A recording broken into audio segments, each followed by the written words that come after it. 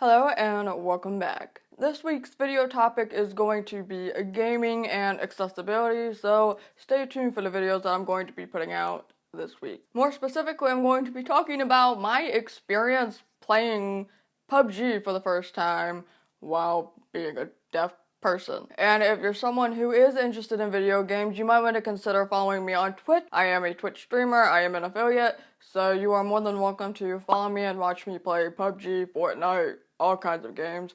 I will put the link down below so you can follow me there. So if you've been following me since the beginning of January, you might have already watched the video that I did about Fortnite. And this is going to be that kind of video. And on Thursday, I will be posting a video actually comparing the two accessibility-wise, like full on. But today in this video, it's just going to be about PUBG and my personal experience. So I have avoided PUBG for quite some time. It's funny because before I started Twitch, I did not want to play Fortnite. I wanted to play PUBG because I preferred the look of PUBG, and I thought that Fortnite was kind of, but I ended up playing Fortnite because it was free, and I just never watched PUBG. I watched Ali Speed play PUBG for me, basically. A friend of mine actually gifted the game to me on Steam to stream on Twitch, and yesterday my friend asked me if I wanted to play with her because she had access to a gaming PC for a little bit, so I thought, okay, you know what, screw it,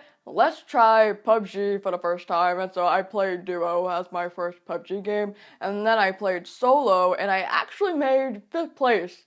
My first solo run ever. Now, the thing that's kind of different about my experience with PUBG is that my first experience when I made the video about Fortnite last month was I was playing Fortnite completely 100% like profoundly deaf mode because I didn't have headphones that were good enough for me at that time. While I'm playing PUBG last night, I had good headphones on. So the experience is a little bit different, but if I were to play PUBG without headphones, it would have been the exact same thing as when I played Fortnite. Now, to get the non-accessibility related thoughts out of the way, I love PUBG for the way that it looks. I like how it's extremely realistic. It is confusing for me currently. Like, you start from like the bare minimum and then you have to upgrade and you have to buy backpacks and all this stuff. There's a lot more work that gets put into it, which was a challenge for me, but I did like that. And that's pretty much the only thing to say about that isn't about accessibility. I haven't played so much of it, so I can't give you like a full-on review. But now let's get into the accessibility. So, like I said, I wear headphones now. I have pretty good headphones. I don't hear everything with them, no, but I can hear more than if I didn't have them on and I was just going by my monitor speakers. One thing that I noticed when I was playing Duo with my friend was that she could hear when people were coming and shots going off, and I couldn't. I could hear some shots, but when we were hiding in like a little house or whatever, and people were not so close but not so far, they were shooting and shooting and shooting, and she could hear them, and she's telling me in my Twitch chat is transcribing for me and saying I can hear all these people shooting around us, and I'm like, oh, that's great. I can't, and I couldn't hear when the person that came into our house was coming, so it was a shock to me when someone's opening the door and I'm like, oh shit, I gotta go kill them. So that moment right there was like me playing Fortnite without headphones.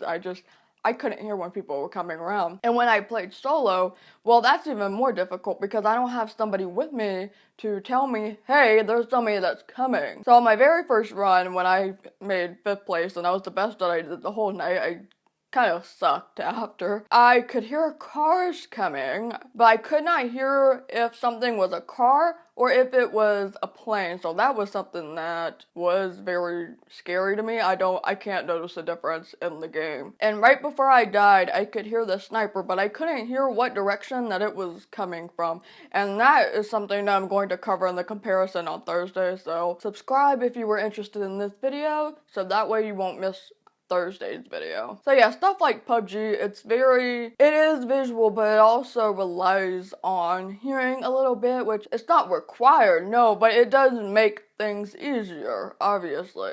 Especially when there's like a sniper or something and then you can try to hear what direction that is coming from, which I cannot. Overall, it was a very interesting experience yesterday, and I am going to continue to play PUBG because now I'm kind of sucked into it. If you want to know if I prefer PUBG over Fortnite or Fortnite over PUBG, stay tuned for Thursday's video. But right now, I don't really have an answer for you. So that was my experience. If you are a PUBG player, let's talk about it in the comments. What do you like the best about PUBG?